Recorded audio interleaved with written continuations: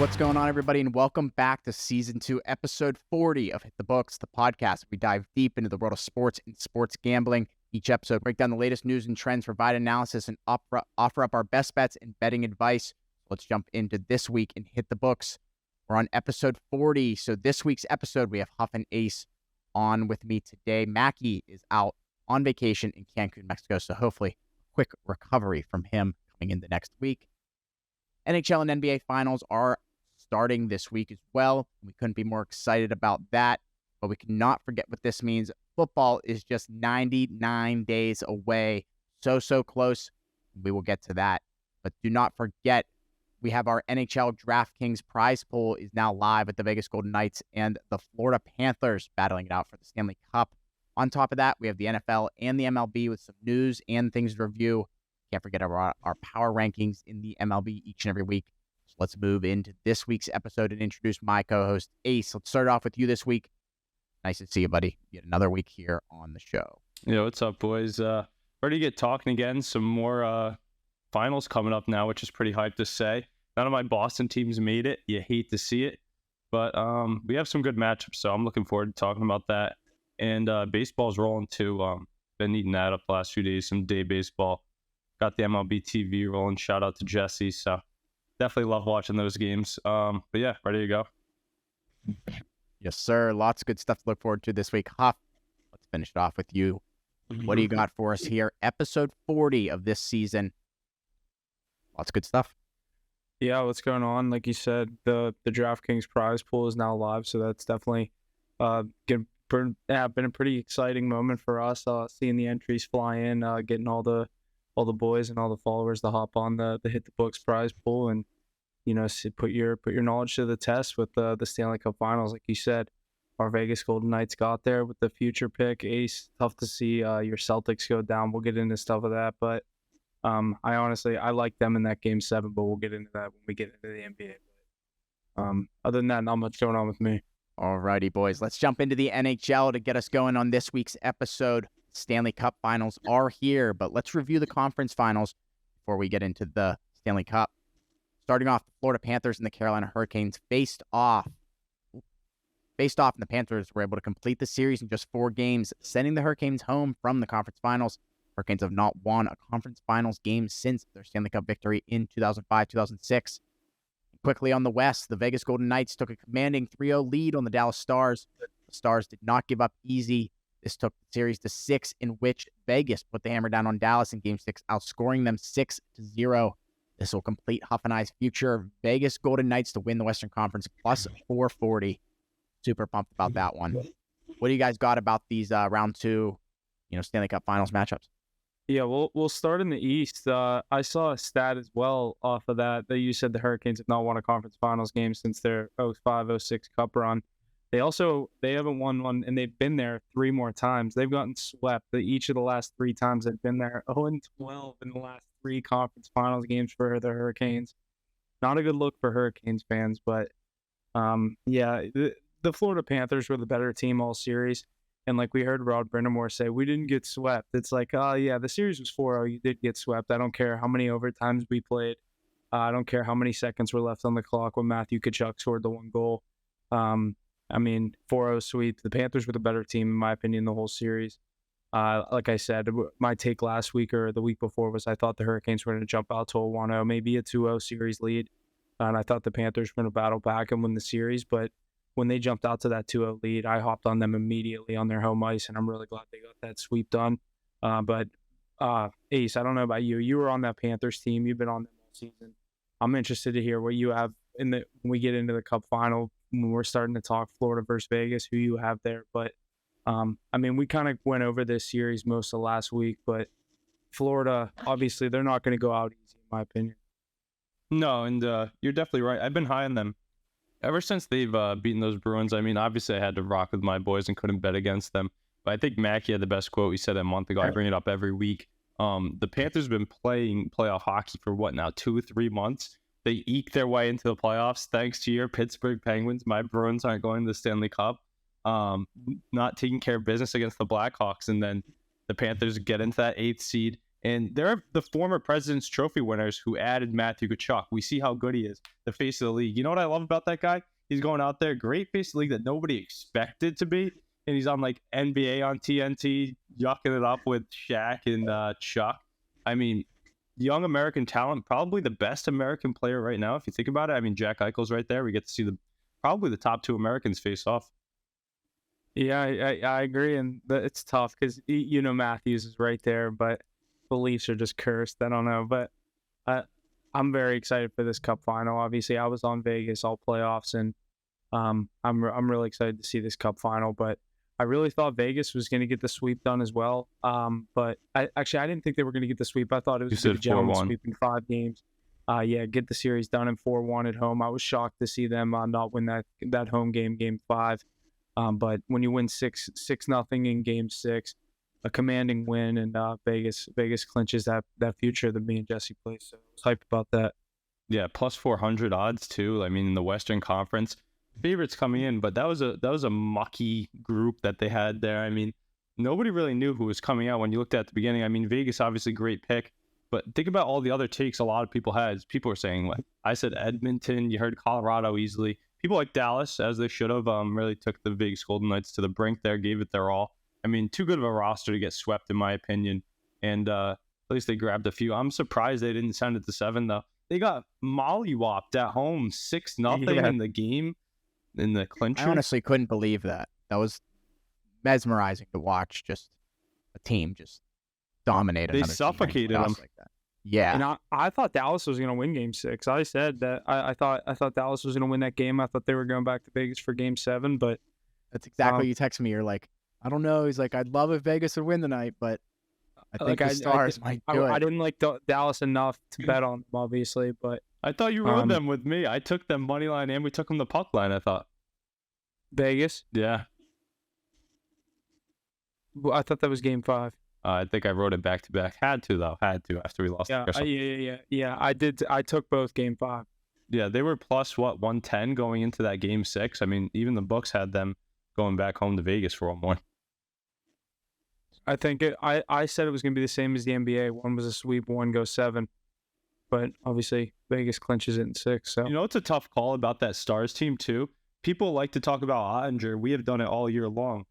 However, he had a terrible run. But the crazy thing is it really his fault if you're losing 6-0? That's just a flat out beatdown by the Vegas Golden Knights. They lost every aspect of the game. Ottinger was bad. They couldn't put pucks in the net. Outcoached. They didn't even get many shots on that. Aiden Hill had like a 23 save shutout, something like that. I mean, I was going to say it wasn't anything like crazy. No, he's doing his job, but they're low quality chances. Their power play was non-existent. Maybe you chalk that up to the kill that Cassidy's got with this group. But yeah, it was surprising to see that. I mean, a flat out falling on your face in game 6. Dallas Stars fans used to this, I guess. We've talked about that too. I mean, how many years are they going to go? How many years are they going to go to the conference finals? I mean, is Ottinger not that guy? It seems to be. Maybe. In these big moments, I mean, he had a terrible series. He had a terrible run. You're right. And he's the reason that they were alive in game 5 or game 4. Like, he is the reason that they were there. I mean, he was making the saves necessary, especially in game 4. I took them in game 4, not game 5, but I did not think they were getting swept. It was tough, but I don't know. I really am excited for this final. And like you said, I don't know. Ottinger, that's a whole different story because a lot of these, we kept saying who's the best goaltender left and all these good teams and good goalies. Always Ottinger. Yeah, so every time it was Ottinger and 6 games, 6-0, that's tough. That's tough looking. He got pulled earlier in the series after letting in 3 goals on 5 shots. So he just was not on his game this series. Mackey said that last week, and I think he hit that spot on. It's crazy to see a goalie of his caliber have his outliers be good games, and the consistency was just poor performance night after night. I mean, even when they were winning games, I don't think he posted a shutout throughout this run. Just expect a lot more of him, especially in these moments. I mean, that Dallas team's built for a deep run. You think about the talent they have, but it speaks to how good that Vegas Golden Knights team. I mean, William Karlsson having his way is double-digit playoff goals now after his 2-goal performance. Jack Eichel actually didn't even have a point last game, I don't think, and they still won 6-0. That's pretty nuts. Didn't have a goal all series. Yeah, that's crazy. And they still had win 4-2 without your best player showing up. speaks to the depth they have. Guys like Keegan Colasar stepping up. Amadio? Chandler Stevenson, I like him a lot. Michael Amadio. I forgot how to say his name. He's I don't know how you pronounce it either. He had a few points going in. Guys like Marcia Sol and Riley Smith, who have been a part of this Vegas team for what seems like such a new team, but if we think about it, they've been around for 5+ years now. Yeah, and what's crazy is they've shifted some dudes around since the last time they made their cup run. I mean, I know Carlson's still there, but like obviously they don't have Fleury, they don't have Pacioretty. They brought in guys like Pietrangelo and Mark Stone, Eichel. Like they're a new team, and I think there's a reason that they're back, and this is their year that they finally got over the hump and got back to the final. Yeah, that management really. I mean, we thought they kind of got blessed in this expansion draft. But as they kept building on that team, it just shows you how good the front office is in Vegas. I mean, they're making the right move every time. You think they get rid of Pacioretty? How do you do that? Well, we have someone else who's going to come in and take his spot. These guys they're finding fit their roles perfectly. They got blessed with Cassidy leaving Boston and joining a great team who's ready for a cup. He's been there and lost, never won one himself. But if I'm the Florida Panthers, I'm licking my lips seeing Aiden Hill in the net. I know that he's playing good. Huff and I have even talked about the long shot odds of him at plus 1,200 to win the Conn Smythe. I mean, that's just crazy to not throw on it. He's the goaltender of one of the favored team.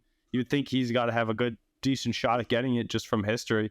But I mean, if I'm the Panthers, we've been scoring goals. We've been rocking on the road. We're a high flying offense. Like I'm looking to put 4 or 5 some crooked numbers up this series. Yeah, and I guess we'll kind of get into that. Jesse, you want to get into the final? Yeah, let's jump into this Stanley Cup final matchup. We got the Florida Panthers and the Vegas Golden Knights facing it off this year. Why don't we start off with the overall odds for the whole series? For Vegas to win the Cup, they're sitting at -125. The Florida Panthers are sitting at +105. But let's jump into Game 1, specifically the odds for Game 1.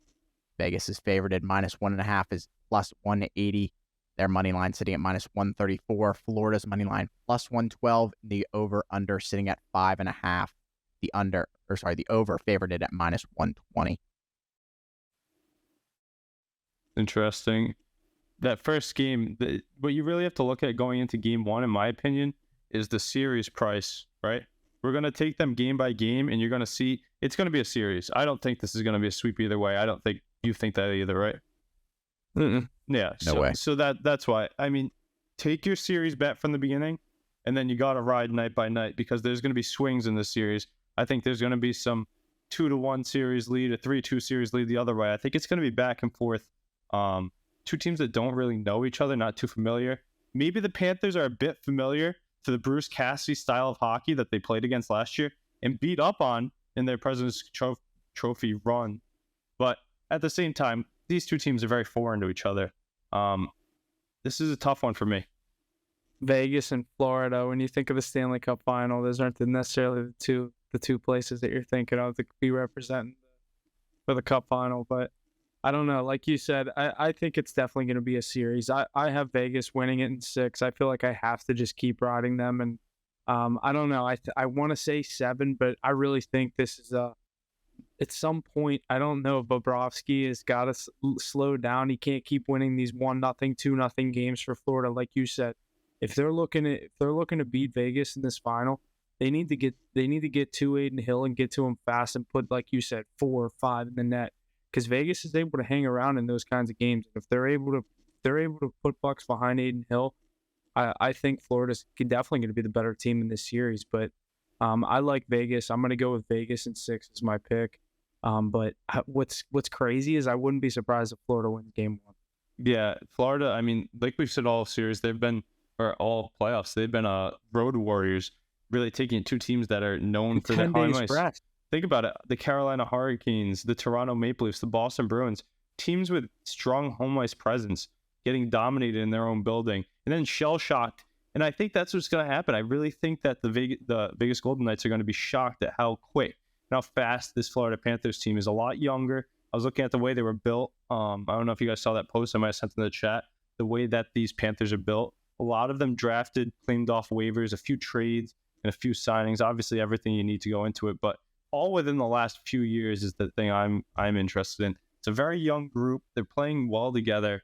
I like the Panthers in 7. I think this one goes the distance. The Panthers have had their way throughout most of the run, but this valiant Vegas Golden Knights team has been here. They're older. They're well coached. They stick around in games, like you said. How many overtimes have we seen in both series? The last few for both teams. I was gonna say, I think the first 2 games of each series both went to overtime in both series. Yeah, that was pretty crazy to see, honestly. But you got to think, I mean, they're both going to hang around. They'll both have heroics. They're not going to shy away from the moment. Like I said, I think that the Panthers could go up like 2-0, then find it 2-2 the other way, or down 3-2 going into Game 6. But I like I like it to go 7, and I like the road team to come away with it. I think the road team's going to have great value throughout this whole series. Going to look at Matthew Tkachuk, obviously, as a Conn Smythe winner. Like you said, I think Bob slows down a bit. Yeah, it's just I feel like they gotta put more pucks in the net. They're not gonna win those 2-0 games against Vegas. No, definitely not. But I mean, Bob's having those runs like we've seen Tim Thomas have it, Jonathan Quick have it. I mean, do you think the Cinderella goes on? The other way to think of it is, you like Vegas, you're getting great odds for a 1 or a 2 seed in the West. A 1 seed versus an 8 seed. We said that last week. We said the odds of the series odds. We said they're going to be underdogs. And back he was like, no, they could be favored. And we're like, it'll be like plus 100, plus 105. Yep, and that's what it is, plus 110. I mean, I like that value for the Panthers, but I like the per game basis better. I'm gonna have to see. I've already actually thrown on the Panthers to win the series, so I'm going to stick with that. I think you're right. But I think there is value to literally take the underdog every game this series and see what happens. Mm-hmm. But then you basically are taking road teams, and these are the 2 best road teams left. I mean, they're the only teams left, but they were the best road teams all playoffs. Yeah, and it's such an interesting matchup. So we really have Jack Eichel, that top line, and all that depth going against this Panthers defense, playing great hockey. I mean, Gustav Forsling, Radko Gudas, Aaron Ekblad, Mark Stahl. I mean, Brandon Montour, that's a good group they have. Bob standing on his head. Who do you think has more firepower, those Carolina Hurricanes or the Vegas Golden Knights? Obviously Vegas, but it's pretty close, and Bob stymied them all series long. Who do you think has better goaltending, Carolina or Vegas? Carolina, but the team game, like the defensive game that Vegas plays, is so much better. Vegas's size is so undervalued too. I think that they're like, do you remember a couple of years ago when everyone was saying all those stats, like, you have to be so big to win the Stanley Cup? Like the past so many teams were all so heavy that won the cup and like all this stuff. But I feel like Vegas, yeah, you said like they just played that more physical brand. But the way that Florida's been playing, they play so fast, they just buzz everywhere. Guys like Sam Bennett playing in that goon role, but the talent extends deep throughout that lineup. I've touched on that roster plenty of time, and there's continuous contributions from everybody that steps on the ice. It's going to be a great series. I expect. I think it starts off high scoring, and I think as the series gets tighter and closer to the end, I think it's going to get towards those unders. Early on, I'm going to look for overs in these games as they feel each other out. But once it gets to someone gets 3 wins on either side, it's going to go under for the rest of the series, in my opinion. The series clinching games, you got to go. You got to think they keep it to the vest, especially Vegas. Like, I think the early games, like you said, I think we could see a 4-3 game 1, whether it go either way in overtime. I think it could go to overtime 3-3, easy game. Things like the power play, too. People don't think about that in hockey, but as you see it throughout the series more, you can defend those intricacies that everybody has. Early on, it's going to work a lot more. Goalies feeling everything out as well. Probably the moment's big. Think about this moment for both these goaltenders. I mean, neither one has played in a Stanley Cup final before. A lot of snipers, like we've talked about. I'm going to be riding the over in the first game. That's my favorite bet. But I'm going to got to remember to put that on the card come game time. But I like the value on the Panthers to get it done in game 1. Game 2, different story. I think, no, we'll see. But I like the Panthers and the over in the first one. Yeah, I don't know my side. I'll have to think about that come Saturday, but I definitely like that over pick. I think that could be 3-3. Which is crazy to say because of the way that Bobrovsky's been playing. But even though he's been playing like that, they've won some high scoring matchups. Mm-hmm. I think Kachuk's just gonna against Carolina. Those 2-0, that 2-0 game, that 1-0 game come to mind. Who do you think the top players are coming into the series? Right, give me the top Kachuk. 5 blindly. Give me the top 5 coming into the series. Like right now in this series, who's the best Who do player? you think? Right, who do you think's going to perform the best? Kachuk, 1. Yeah. I'll go Eichel 2. I think he had a bad series last series. I think he has a big series now. I'm gonna go with my Conn Smythe pick, Aiden Hill 3. I think he has a big series. I'll go Bobrovsky and then Montour. I feel like that motherfucker always gets points. Yeah, he's all over the ice. He had the series clincher against the Bruins, or series tire, I believe, and then the series clincher. But he's been playing well for a guy out of Buffalo. I mean, Buffalo just giving up more guys to go to the Cup with Eichel. But I'll give you my top 5 real quick. I had more time to think on it before you did, kind of put you on the spot there. But I'll go with Kachuk up at 1. I'm going to put Bob right behind him. That's how you can tell how I lean for the series. After that, I'm going to go with William Karlsson. I think he continues a great run. He's on fire. Yeah, that's a good point. 4th, I will go with I can't go with a goalie, really. I'm going to go with Gudis, not from like his points or anything like that, but the style of play that he's going to have on this Vegas lineup. They haven't played a defenseman or team as physical as this yet, or as intense, and he's going to get to them. Some hot heads on that roster too. We'll have to see how Eichel handles that. But I'm going to go with Gudis at 4, and then I'll go Eichel at 5. I think he definitely shows up. That's why I think he goes the distance. I think Karlsson will be consistent throughout the series. He'll probably have 4 or 5 goals. He has a lot of multi-goal nights, if you notice. But I think Eichel steps up too on that side. No defenseman on that Vegas team, even though they have some great names like Pietrangelo. I think that's going to be a bit more high-flying, but then Bob steals the show late, and that'll propel him up to the 2 seed. I think they could go down 3-2 and win this in 7. It's a good take. I definitely could see that happen. I'm so glad Jesse. I'm so glad we took that Western Conference. Like I said, Great odds too. Really, great odds. Were they the favorite, or they were the 2 probably behind the Avs? Maybe They were behind the Avs. Yeah. Yeah, that's nice. Good hit. Yeah, solid pick there off. Just hammered at a bar in Vegas, and I texted Jesse. I'm like, "What odds we got on this?" He's like, 440. I'm like, "Let's take it." No bias at all. Not sitting. Right. No bias. I really was just like, I don't have a horse in the race here. I'm in Vegas the day the playoffs start. That's my new team. Yeah, and it's not like you're picking any jamoke either, though. Yeah, Number 1 seed in the Western Conference. That's a good one. It's just crazy that the Avs were the favorite. I mean, with them being the 1 seed, it's just, I don't know. The Avs are the Avs. They're already the favorite to win the Cup next year at like plus 800. And I'm like, jeez, they're good, but like, I don't feel like there's any true favorite in the NHL that you can look ahead a year right now. Unless it's the Lightning during their run. I was gonna say, like, right now, I don't think you can say any team should have under plus 1,000 odds. I think teams are getting too much respect in these coming years. Because of what the Lightning did, they're like, oh, the Avalanche are the new Lightning. Like, no, that's not the norm. Nobody wins 3. Right. I think we are geared up for a great Stanley Cup series here. Vegas and Florida. Lots to look forward to as moving to that series. I think Panthers are going to win it in 6. If they aren't able to get in 6, I do think Vegas takes it in Game 7. I just think that they are going to come out and do another Dallas Stars type deal. Maybe not 6-0, but just handle them in that game. All right, we have a couple new coaches across the league in the NHL. The Washington Capitals have hired Spencer Carberry as their new head coach, and the Predators have hired Andrew Brunette as their head coach. So lots to look forward to as some changes are happening here in the league. New coaches, things like that, and some of these teams that are getting a little shaken up. Barry Trotz, the general manager of the Predators, making that decision. Capitals obviously on some stilts, trying to figure that whole deal out. Alrighty, let's move over to the NBA. The conference finals also wrapped up in the NBA. The Denver Nuggets and the Los Angeles Lakers tipped off, and the Nuggets took over that series in just 4 games to sweep the Lakers out of the playoffs this year, as we talked about with LeBron possibly retiring, things like that.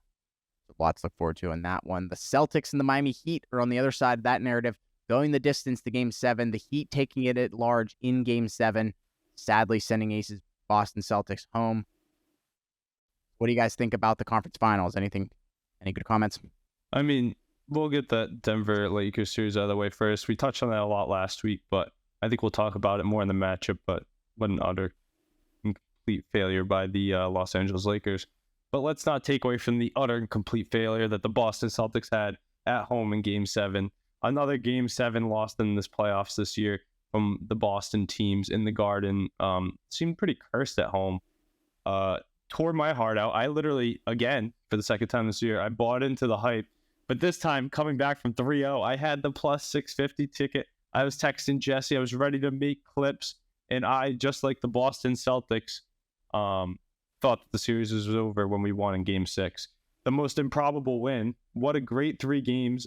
Shout out to Joe Mazzulla, honestly, for turning that thing around. It could have been ugly with that 4-0 sweep. Obviously, same outcome, but got to give credit where credit's due, and I'm going to give that to the coach, especially the play he drew up, even if it's not specifically him. That last play of the game in Game 6 was perfect, but I can't believe this Game 7 collapse they had. I was shocked, Huff. I think you were too. Yeah, I didn't like the spread either way. The one play that I did like I ended up taking was the under. I think I got a 205. I don't really remember what I ended up getting it at, but I liked the under in that game. I thought it was going to be a lot of defense back and forth, but Miami came to play, and like you said, I saw you say it in the group chat, they were living and dying by the 3 ball, and Caleb Barton absolutely was on fire for the Heat. And I mean, we saw he was a vote away from being the Eastern Conference Finals MVP. I don't love that they do the conference finals MVP stuff, but it's the NBA. No one cares that Jimmy Butler and Jokic got it. I don't know. I always thought it was weird that they do that. I honestly didn't even know that they do that until I saw that graphic that someone said like Caleb Martin was 1 vote away from being the Eastern Conference Finals MVP. But I like the Celtics going back. Once they got it back to Boston in Game 7, I was just right there with everyone else. I thought the Celtics had this series wrapped up. I didn't like the 8 points or whatever it was, 9 points, but I did like Boston to win that game. And Jimmy didn't play his best game at parts of that game, but the depth and bench of that Heat team really is what carried the way. Yeah, and the crazy thing is there's so many knee-jerk reactions out of Boston fans right now. Obviously heartbroken because everybody thought like they were in the perfect spot to win. But if you recall back to last week, I said they just have to win. Well, they'd already they made it 3-1, so they win 4 in a row. But I was saying they only have to win 3 in a row. But I said the tough thing is they can't have that hiccup where they give up 1 game just because of the spot they put themselves in. Like they're the better team, but they shot themselves in the foot before the series really started. And then you just lose 1 game and you're done just like that. Still can't believe that though. Expected a lot more. Jaylen Brown, awful game. I think the Jason Tatum injury definitely has something to do with that. Such a tough play. First play of the game. See Jason Tatum rolling his ankle. You're like, oh, that's not good at all. And then, of course, nobody else steps up. Derek White trying to turn into superhero, but he's really not him. He was obviously had clutch plays in Game 6 and throughout the series, and he had a great night in Game 7, but he's not the guy that you need leading the way. Celtics continue to chuck up threes, but nobody was hitting them. Same goes the other way for the Heat, though, but they were just, their role players are just that, role players. Their role is to hit threes, and that's what they were doing. Like you said, great play on the under. The defense on both sides was electric. But Grant Williams coming into the game, getting exposed. Every big bucket's against him. Guys like Caleb Martin just slapping every 3 they get. Duncan Robinson, solid game. Celtics actually played good defense. I honestly thought they were going to put up over 120 because that's what they did all season long. But they laid an egg in Game 7. And that one's going to sting. Another chance to get back to the finals for back-to-back years. Looks like they're going to have to go that long road again. But kudos to the Miami Heat. I mean, Eric Spoelstra, one of the best coaches of all time. Pat Riley's in something like, 25% of all the finals in NBA history. It's insane. Yeah. Between playing, coaching, and owning, it's insane. I saw this the other day, but curious to hear what you have to say about this. So Jimmy Butler, his whole career has just kind of had that chip on his shoulder and hated every team he's played for. How perfect of a fit is this for him? He has guys that buy into the system, no big mouths, no big names, a great coach, great owner, great fan base, where everybody just grinds day in and day out. Nobody says anything. Best player alongside of him is a center, which helps the cause oh so much, Bam Adebayo. But everybody else really just plays their role well. Just a great spot for Jimmy to end up. Yeah, and this is exactly what he wanted. Obviously, like you said, this is exactly what he wanted that Timberwolves team to be with Cat, and I think D'Lo was there. And obviously in Philly with Embiid and Simmons and like Tobias Harris and that whole team that was there. That Philly team was loaded. But I mean, now he gets a chance to do it with his own team in Miami. He's already been there with them, but I really would like to see either one of these teams win the ring. It really doesn't matter for me either way, but obviously I'm pulling for Jokic. I want to see him get his first, but I'd also love to see Jimmy get one after this run, because this run that the Miami Heat are on, from play-in to NBA Finals, knocking off the 1 seed in the first round, and then second round they get a Knicks team that was, you know what I mean, they were an underdog in their first round matchup, but then they take the Celtics to 7 games. I know they had a 3-0 lead and almost blew it, but they still got that 7th win. And this is a 9-point underdog in Boston. So Miami in the NBA Finals is a crazy run. So I would like to see really either one of these teams win. But go ahead. Yeah, like you said, that Miami team, I mean, just got to give Jimmy Butler his flowers a bit more. He's really played with that chip on his shoulder, trying to prove himself his whole career that he is a good basketball player. And that brand of basketball is still relevant in today's NBA. The team game, the hard work, and all of that. I think I saw a stat that he's had the most playoff games since he's joined the Heat, something like 200, something like that. Think about every series he goes to, it's 7, 7, 7, 7. And he's grinding it out in every single one. He's a gamer for sure, and gamers still get those wins.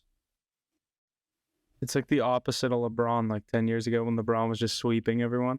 Just going 4 games, 4 games, 4 games. Jimmy's going 7, 7, 7.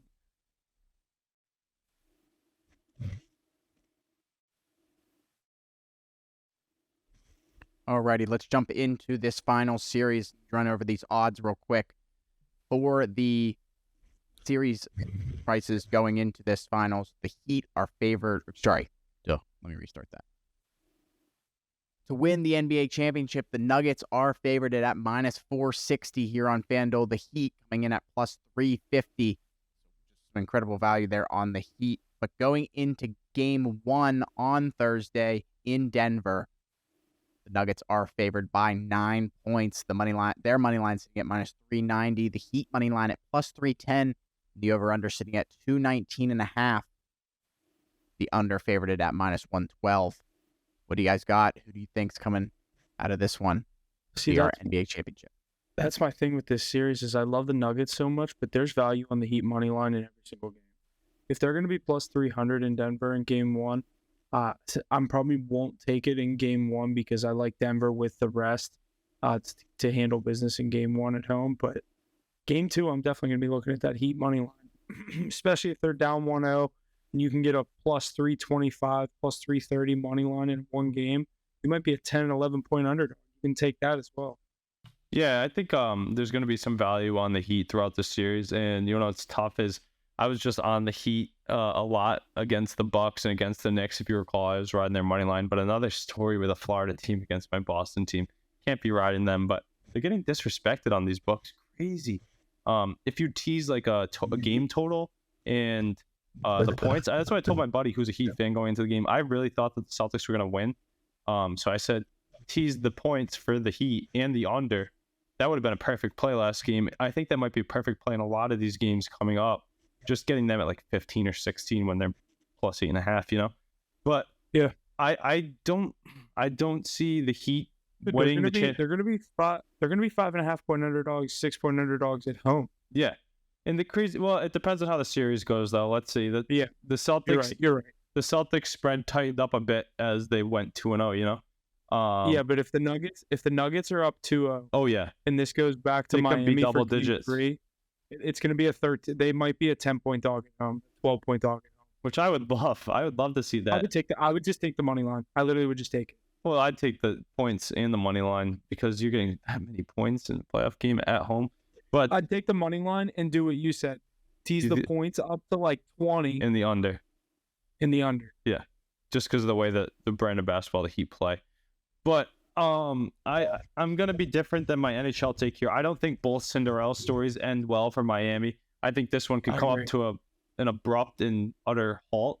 I'm gonna disrespect Jimmy Butler. He loves it. I think everybody's doing that, which might be the great recipe, perfect storm for him. But I like Nikola Jokic to get his first ring in the year he doesn't get an MVP. Yeah, I think it was kind of made to work out that way. Yeah, the Embiid year he gets his MVP and Jokic doesn't even matter. Sweep LeBron in the Western Conference Finals. I like the Nuggets to win this series. I think in 5, I might go 6 just to give the Heat a little bit of respect, but I definitely like the Nuggets to win this thing. I like Jokic to get his first ring, but like I said, major props to Jimmy Butler in this run that the Heat have been on. Definitely am not doubting them in this series. I think there's value, like I said, in them going in and out of each of these games. If you're going to get a plus 300 money line on this team that's playing this well, if the Joker has one bad game, you could easily get a cash Heat money line, nice plus 300 ticket. But as far as winning the series, I got the Nuggets. Yeah, it's such a crazy odds for our finals. It's like, how do you not sprinkle? But the thing is, I'm not. Like, what you don't do is that, because it's just throwing away your money, in my opinion. Quote this, clip this. You missed I was going to say, if you don't have a Heat future by now, you missed the train, because I sent that thing. They were 100-1 after the play-in tournament, and then going into the Western Conference Finals, I think they were still plus 1,800, or going into the Eastern Conference Finals, I think they were still 1,800. Now they're plus 330, so it's like 1850. I think was the last chance of buying on them, but I mean it's tough. Is this a Denver? This is a Denver Nuggets team going for their first championship, right? Yeah, first championship ever. Yeah, I mean, come on, gotta expect it to come at some point. Jokic, like walking Hall of Famer. Did you see something that his triple double in Game 1 is negative odds? It's like minus 110. That's insane. And I was gonna say, you said the thing about you don't think both Cinderella stories come to an end with good runs. I obviously picked Vegas and Denver. I think most Philadelphia fans will be glad. They'll be trying to chirp Florida for they lost 2 championships. Yeah. And, like, take what I mean, some of the heat away from themselves. As exactly, Philadelphia will remember, you just lost the what'd you lose? You lost the Super Bowl. MLS, you lost the finals. Series. Got 3 finals in 1 year. Philadelphia, MLS, get smoked. Even the MLS. Imagine being from Philly. Couldn't be me. But I'm excited to see how these teams match up. Bam Adebayo, Duncan Robinson, Caleb Martin, Kyle Lowry, Max Strus. The lineup is pretty deep for that Miami team. Maybe a bit deeper than the Denver team, but I like the starting 5 from the Nuggets a bit more. Kentavious Caldwell-Pope, you've talked about the role he's played. I think he might have an efficient role in this series, as well as that extra guy on the wing. Does his job, slaps threes.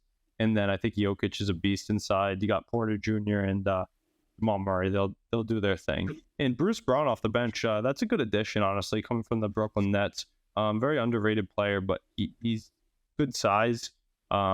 Gets buckets for them when needed. So I like what Denver has here, and I agree with you. 5 or 6 here. I think it might be worthwhile looking to 4-1 or 4-2, but don't be surprised if they could walk away with a sweep.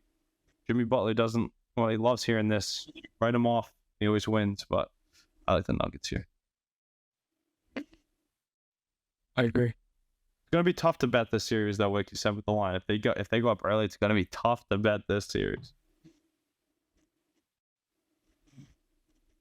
I think we're set up with 2 great finals, both in the NHL and the NBA. So lots to go over and lots to look forward to for each episode as we gear into the end of those. Let's head over to the NFL. I got a couple points here. The NFL season is less than 100 days away. As we look ahead of this season, what's one future that you had your eyes on or saw value in? The one that I was looking at, I've obviously had a couple picks that I like, and I was looking at a couple of the MVP odds, and Ace, I don't know who. Obviously, it's so far out, and the odds aren't going to change much.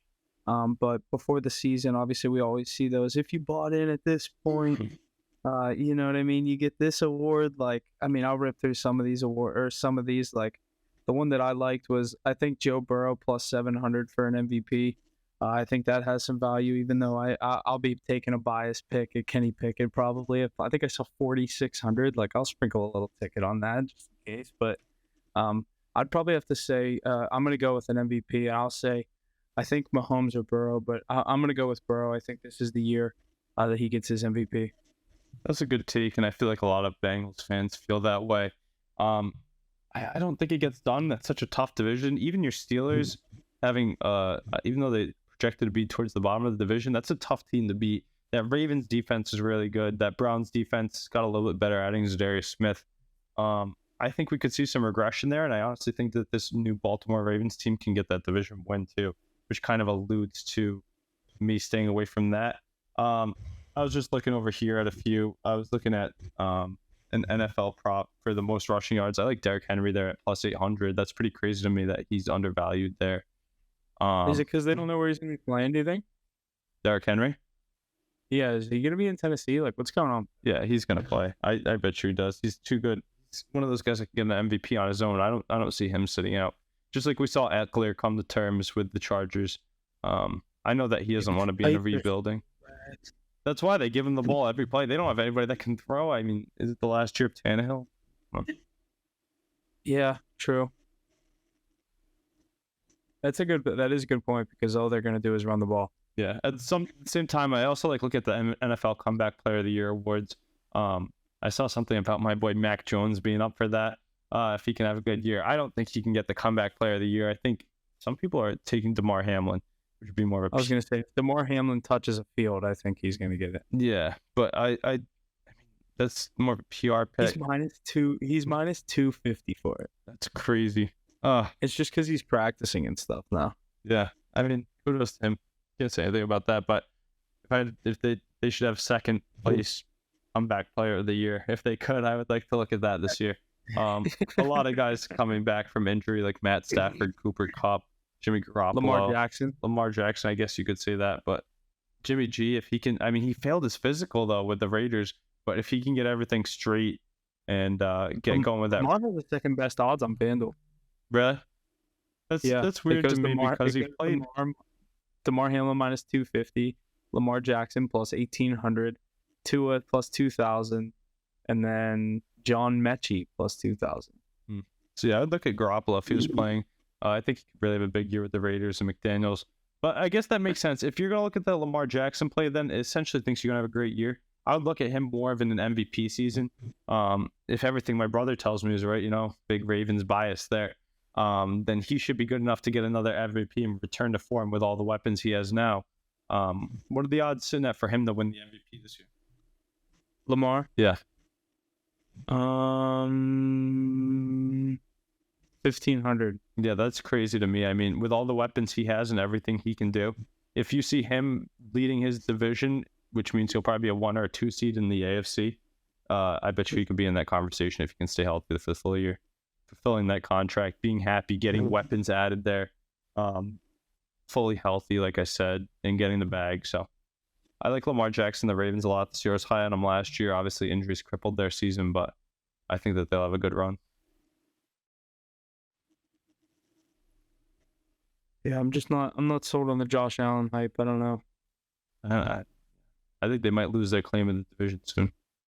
Yeah, me too. And I like Josh Allen a lot. I just think that front office isn't doing enough to help him. No, letting guys like Tremaine Edmonds walk, the defense losing some cornerstones.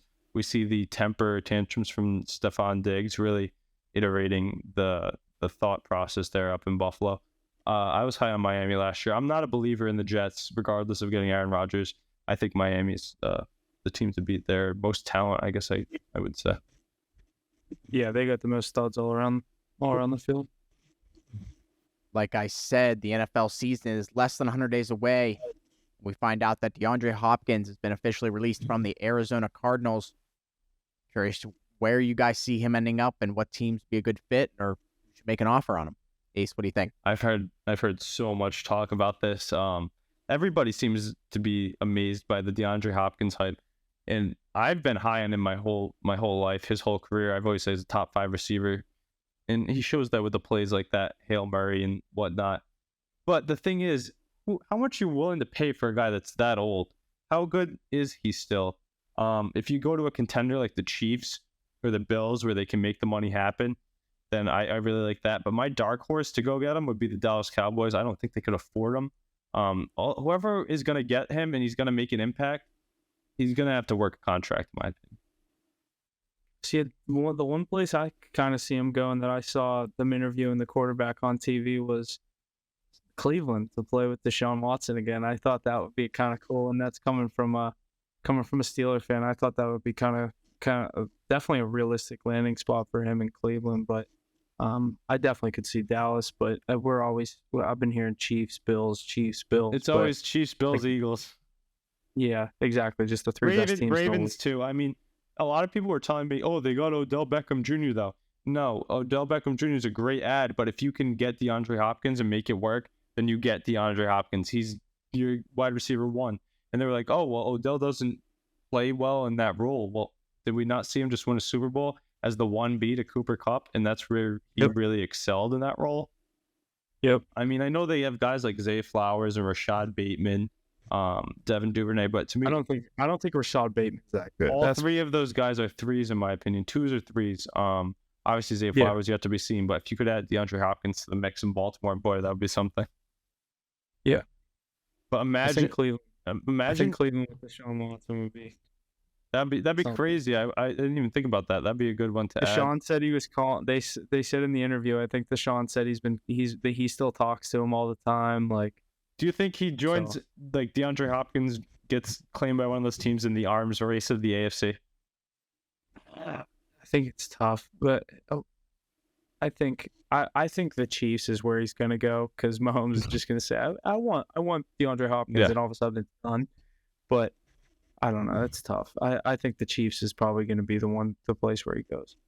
I was thinking a good landing spot for him could be somewhere like Jacksonville, but I don't think he wants to go play in a small market like that. Nah, yeah.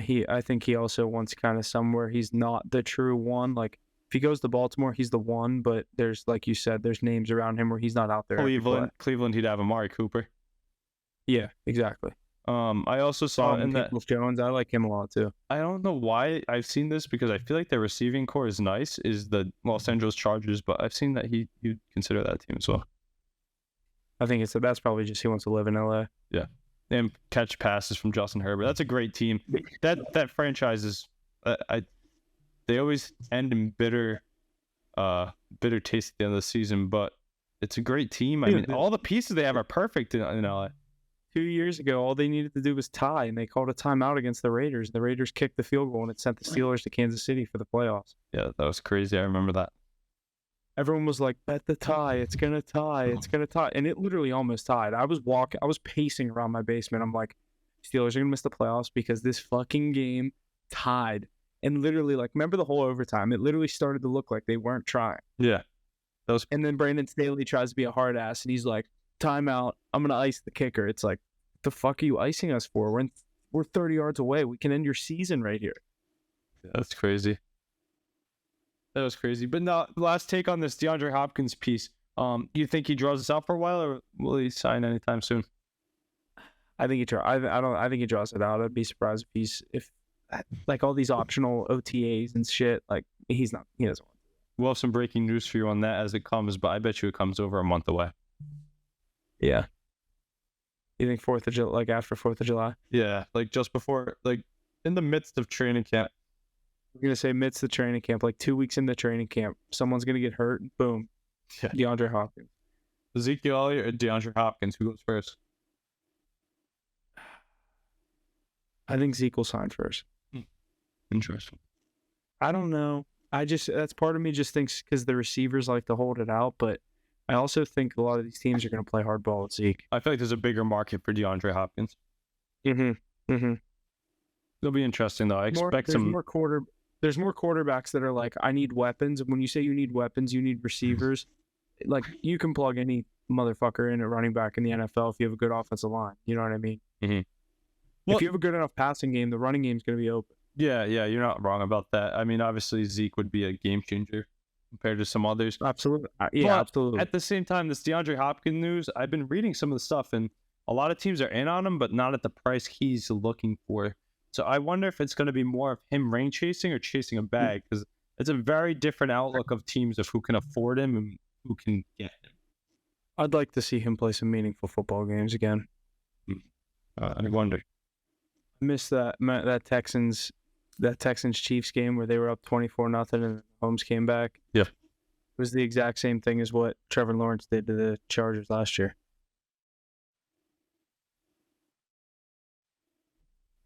Alrighty, one more point here in the NFL. Tua Tagovailoa, I don't even know how to say his name. Tagovailoa, officially healthy heading into the new season after picking up his fifth-year option. The Dolphins expect a lot out of this Alabama product. How do we see him doing this upcoming year? Do we see him showing up and showing out, or do we see him dropping the ball? I think he has a good season. Mike McDaniels, I love the offense he runs, and how can you not be good with Jalen Waddle and Tyreek Hill? I mean, that's such a great offense. They added some more alongside it, and that defense is getting stronger. But McDaniels and the plays he brought from San Francisco have really lit it up, and I think they'll be a playoff team this year. After did they get in? They just got in last year and they lost to the Bills. Skylar Thompson got in. Yeah. But that's to his team, and if he can stay healthy for a full year, he's got to do better at avoiding contact. And I bet you they're working on that this year. But yeah, I expect a big year out of Tua. Yeah, I do too. I think they're definitely in the race to win that division. Obviously, with like you said, they definitely have the most names all around the field. I'm not sold on the Rodgers and the Jets hype. I think there's going to be tough, like you said, there's tough divisional matchups all the way around in the AFC East, whether it's the Bills. I think the favorites to win the division should be the Bills and the Dolphins. I just think the Dolphins have some guys that, like you said, that they added on defense. And they were there last year. I think this Dolphins team is definitely pretty legit. You know what's crazy is not really a dark horse, but as a lower odds guy, I saw him on the image at least, is Tua in the MVP race. If he has a good season, he can put up astronomical yards in McDaniel's offense. Remember at his peak, he was throwing like 300 to 450 yards a game, like every week. Yeah, he was a crazy fantasy quarterback. Yeah, and he mixes in running, which I think they want to limit a bit more. But if he gets going with those weapons, I mean, he's only going to get better too. He's a young quarterback, Alabama product. I mean, he's an athlete. Tua is a gamer. Absolutely. All those Miami teams got gamers. Butler, Kachuk, Tua. Literally. Alrighty, boys. Lots of good stuff out of the NFL. Just 99 days away until we have our kickoff. So real excited about that as we gear up for that. The MLB is next. And we have our latest power rankings for this week. Coming in at number 5, we have the Atlanta Braves. Number 4, the Los Angeles Dodgers. Number 3, the Texas Rangers. Number 2, the Baltimore Orioles. Number 1, the Tampa Bay Rays. Another solid list there for yet another week of our power rankings. Any comments on that? Look at the Rays still atop our standings. Rays still there, and then us, the Orioles, the AL East is just taking over. Yeah, I mean, that Orioles team way ahead of schedule, and the Yankees just coming along as well. Red Sox and Blue Jays still having solid seasons, and they're just kind of in the woodworks. The Dodgers sticking around crushed us today on the card. We had them in the parlay with the Braves, and they let us down against a weak Nationals team. You hate to see it, but Noah Syndergaard's kind of washed, but that team's really good. Always have been. Same with the Braves. So expect to see them week after week. I still think these Rays are going to fade out of it, but they haven't yet. Yeah, they keep sitting right around there, so we'll see how many weeks it keeps lasting. Yeah, they just lost the series opener to the Cubs yesterday, but that's Kyle Hendricks back on the mound. He's not too bad. I actually took the Cubs at plus money, but we took them on the card today, and they got back in their winning ways. So expect the Rays to stay around with the Braves and Dodgers, and I expect the Orioles, Rangers, Astros, Yankees, D-backs just missing out, all to stay in the mix a bit. I think the Astros team is really good, as they always are, and they're getting healthy too. So finding pitching out of nowhere, which is nuts to me. So many injuries in Houston. Yeah, I agree. Make sure to look out for our power rankings each and every week. But I got another point here in the MLB. True inspiration, less than 5 months since his first treatment for non-Hodgkin's lymphoma. Liam Hendricks is back on the mound for the White Sox, playing an inning in his emotional return against the Angels on Monday night. So great feat for him to be back just 5 months after his treatment. Hoping for the best for him.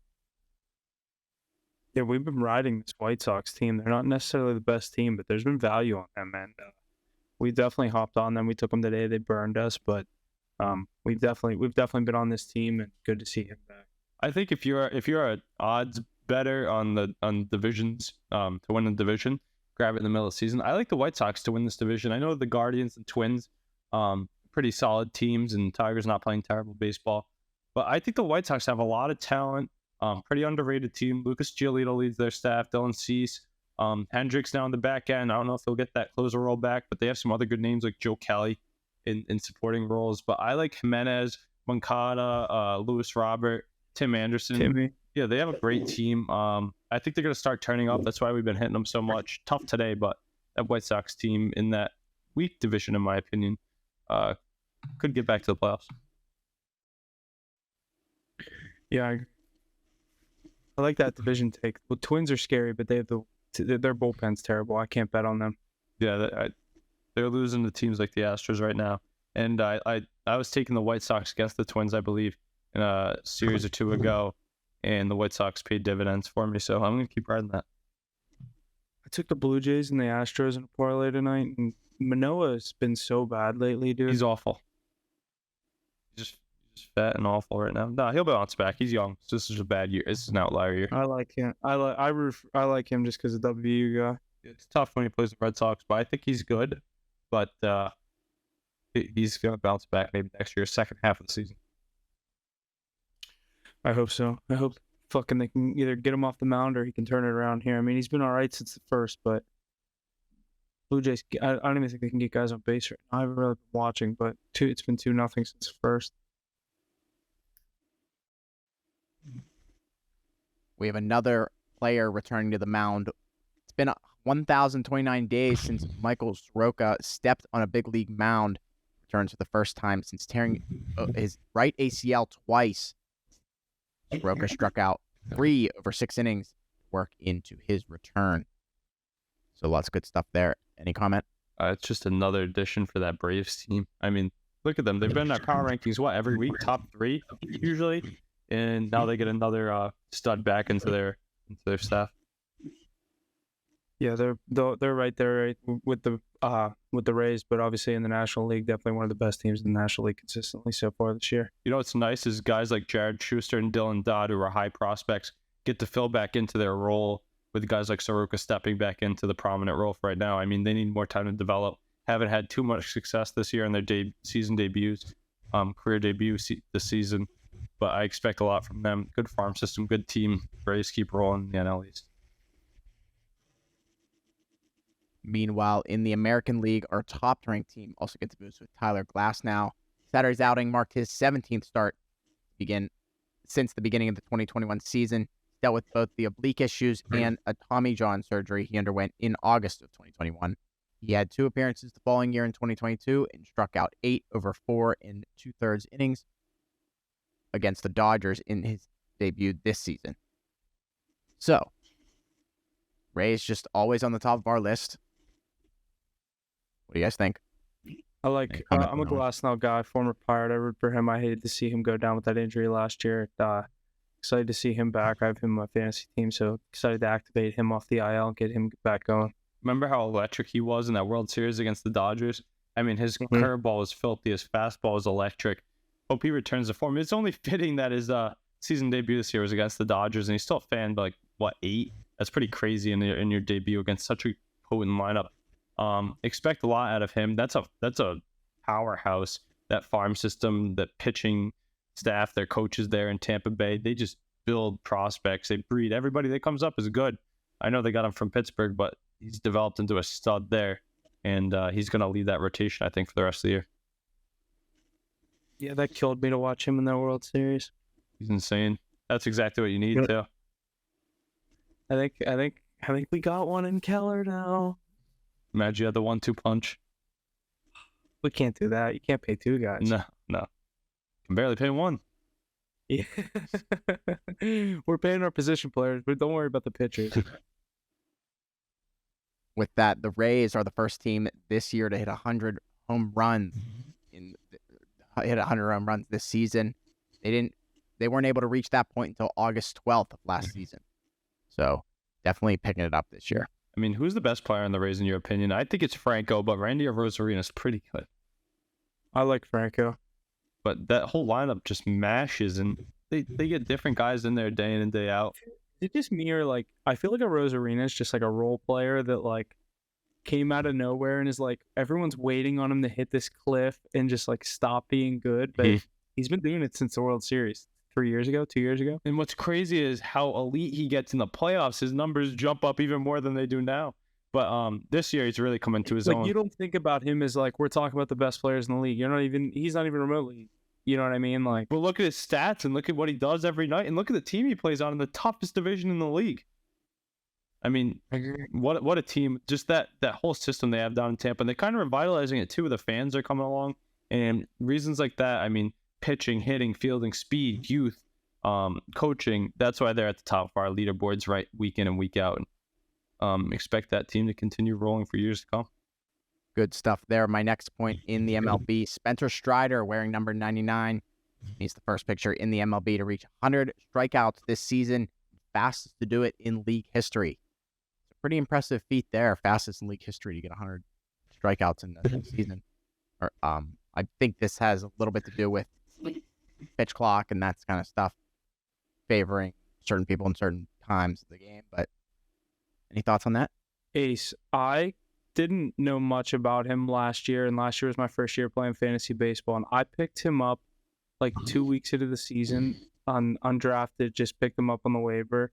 Was last year his first year that like he was really a part of their starting rotation? Yeah, because I believe this year is still considered as rookie. Maybe no, I'm not too sure, but he's a stud. I mean, he's really like He's what so the. good, dude. I love him in the style with the mustache, and I forget about him too, because when you think about the Braves, you don't think about their pitching staff, and you remember guys like Soroka and Fried, but here comes Spencer Strider is the best pitcher in the MLB, and he's lights out. I always think of Max Fried. I love Max Fried, and I love Strider. Those were my two of my best pitchers on my team last year. I mean, the run support he gets, but then just mowing guys down himself, and he's young too. He's gonna be doing this for a while. He's got the whole NL on notice. Yeah, he can whip it, dude. He's really good. It's early on, but it's nice to say with that stat that Jesse just gave us that he's probably most likely to be your NL All-Star game starter. Absolutely, yeah. I didn't put this in the notes, but also did you guys see that the MLB All-Star ballots dropped today? That's pretty cool. So I'm gonna have to start paying attention a bit more and start giving some guys some nods as the week goes on, because some of the names we've been talking about already today, Rosarina, Franco, we didn't say him yet, but Ohtani mashed 2 today and beat us on the card with the White Sox. But they're already looking like locks for these All-Star lineups. Strider, one of them too. Yeah. All right, that's going to wrap up everything we have for the MLB this week. Got 1 point in the college basketball world. Star guard Caleb Love, recently decommitted from the University of Michigan, has officially committed to play for the University of Arizona in the fall of 2023. Back on the board here. What do we think? I think this is big. The Pac-12 is going to have some names next year. Obviously, we know what USC is doing with Bronny James coming there. He's likely going to be a 6-man, maybe a starter there, depending how his career goes. But Pac-12 gets another star in Caleb Love. I did not see him going there, but obviously he was at North Carolina the past couple of years. He committed to Michigan, decommitted to Michigan, and now we're going to see him go out to Arizona. And there's those that we all know, the Blue Bloods, but Arizona is definitely up there as a very known basketball program, and I'm excited to see him go out there to the Pac-12 and see what he can do. That's Definitely one of the top college basketball players in the league or in the country. And then he's going to one of the top college basketball programs. Obviously, he's only associated himself with marquee schools, but he's looking to go high in the NBA draft. So I think going to Arizona only boosts his stock. Absolutely. That is crazy. North Carolina, and if he would have went to Michigan, but North Carolina, Michigan, Arizona, those are 3 just like elite college basketball programs. He gets a whole different look at the tournament too coming in this year when they get there. Yeah. Alrighty, that's going to wrap up everything we have for episode 40 of season 2. Lots to look forward to as we move into the Stanley Cup Finals, the NBA Finals, NFL only 99 days away, and our NHL DraftKings prize pool is live. So make sure you check out that $2,000 prize pool given away. Free entry, totally private for our followers and viewers. Make sure you check that out. That's all I got this week. You guys got anything else to add? All states, make sure you have that in there. Yeah, even my folks up here in Rhode Island that are diehard Hit the Books fans, I know you're already downloading that app, clicking that link and joining, but make sure you go tell a friend. As they like to say, if you see the police, warn a brother. No. But yeah, let's go. We're excited for this DraftKings contest. Hopefully someone good that deserves it wins it. That is a big HTB fan. Check out our socials for our picks. We've been crushing the MLB, getting back on track to green. Love to see that. So, yeah, let's roll. Finals coming up. Excited to talk about it next week. There's going to be no sweeps. Mark my word. Yeah, I agree. But I agree with that last take, but I couldn't have said it better myself. Like Jesse said, the DraftKings prize pool is now live.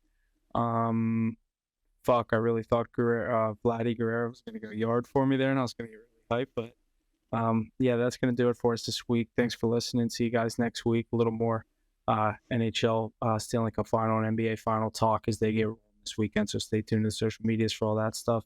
When we get Mackie back next week from Cancun, ask him how his trip was. I'm sure it looked like he was playing a little bit of golf today. It looks like he was having Wait, I know I have a score from today. What did he shoot? Let me look. Live on episode Mackey's first official golf score. Michael Mackey playing at the Iberostar Playa Paricio golf course, 18 holes. It looked like there was a good crew of them. The boy got 1 birdie, 3 pars, and shot a plus 21. Yeah, nice round. I mean, whatever. Who cares? Good for him. Way to be, He's Mackey. Probably doesn't even having a remember good the time. last 9 holes. That's what I'm thinking. We're missing Mackey repping some Padres hat or something. Definitely not a Mets hat because he knows his team's not very good. But Huff and I today both repping our baseball teams. That's how you know it's officially baseball season. Yeah, you're right.